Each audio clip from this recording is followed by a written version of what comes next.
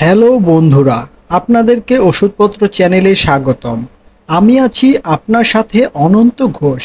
আজকে আপনি জানতে পারবেন এরিস্টোভিট বি ট্যাবলেটের ফুল রিভিউ সহজ বাংলায়। ট্যাবলেটটির কাজ কী, কখন এটি একজন চিকিৎসক একজন রোগীকে লিখে থাকে, কিভাবে বা কখন সেবন করতে হয়, সেবনে কি কোনো পার্শ্ব প্রতিক্রিয়া দেখা যায় কি না, সমস্ত বিষয় জানতে পারবেন আজকের এই ভিডিওতে সম্পূর্ণ বিস্তারিত। ভিডিওটি শুরু করার আগে আপনি যদি আমাদের চ্যানেলে নতুন দর্শক হয়ে থাকেন তাহলে এখনই চ্যানেলটি সাবস্ক্রাইব করে পাশে থাকা বেল বাটনটি অল করে দিন। আর চ্যানেলটি সাবস্ক্রাইব করে থাকলে আপনাকে অসংখ্য ধন্যবাদ। ফেসবুক পেজ থেকে দেখে থাকলে পেজটি লাইক করে ফলো করে রাখুন। এরিস্টোভিট বি ট্যাবলেট হলো ভিটামিন বি কমপ্লেক্স গ্রুপের ওষুধ।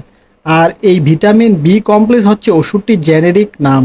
এই জেনেরিক নামে আপনি বিশ্বের যে কোনো দেশে মেডিসিন পেয়ে যাবেন। এরিস্টোভিট বি ট্যাবলেটের প্রস্তুতকারক কোম্পানি হলো ভ্যাক্সিনকো ফার্মাসিউটিক্যালস লিমিটেড। এই মেডিসিনটি আপনি আপনার নিকটবর্তী ফার্মেসি থেকে সহজেই সংগ্রহ করতে পারবেন। এরিস্টোভিট বি প্রতি পট ট্যাবলেটের দাম 37 টাকা করে, তবে সময়ের সাথে সাথে এর দামের পরিবর্তন হতে পারে। এখন জানুন কখন একজন চিকিৎসক একজন রোগীকে এই এরিস্টোভিট বি ট্যাবলেটটি দিয়ে থাকে। 1 নম্বরে যে কাজটি করে তা হলো মুখে, ঠোঁটে ও জিহ্বায় যে ঘা হয় সেই ঘা দূর করতে খুব ভালো কাজ করে। 2 নম্বরে যে কাজটি করে মুখের রুচি বাড়াতে কাজ করে। যেসব ব্যক্তির খাবারের রুচি কম, কোনো কিছু খেতে ইচ্ছে করে না, তাদের জন্য খুবই কার্যকরী। 3 নম্বরে যে কাজটি করে ভিটামিন বি এর ঘাটতি রোধ করে। 4 নম্বরে যে কাজটি করে তা হলো বেরি রোগ দূর করে ও স্নায়ুর প্রদাহ দূর করে। 5 নম্বরে যে কাজটি করে গর্ভবতী ও স্তন্যদানকারী মায়েদের জন্য খুব ভালো কাজ করে। মূলত এগুলোই হলো এরিস্টোভিট বি ট্যাবলেটটির কার্যকারিতা। এখন জেনে নিন ট্যাবলেটটি কখন সেবন করতে হয়। যে কোনো ওষুধ সেবনের পূর্বে একজন চিকিৎসকের পরামর্শ নেওয়া উচিত, কারণ চিকিৎসক যে কোনো ওষুধের ডোজ ও কতদিন সেবন করতে হবে তা রোগীর অবস্থা ও ইতিহাস বিবেচনা করে দিয়ে থাকে।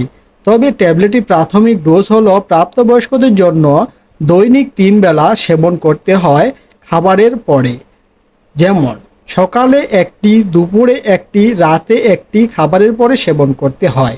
তবে বয়সভেদে বা রোগের অবস্থা অনুযায়ী ডোজ কম বেশি করা হয়ে থাকে। ওষুধ মানে রোগ থেকে মুক্তি পাওয়া, তেমনি সেবনে কিছু ব্যক্তিবিশেষে পার্শ্ব প্রতিক্রিয়া বা সাইড ইফেক্ট পরিলক্ষিত হয়।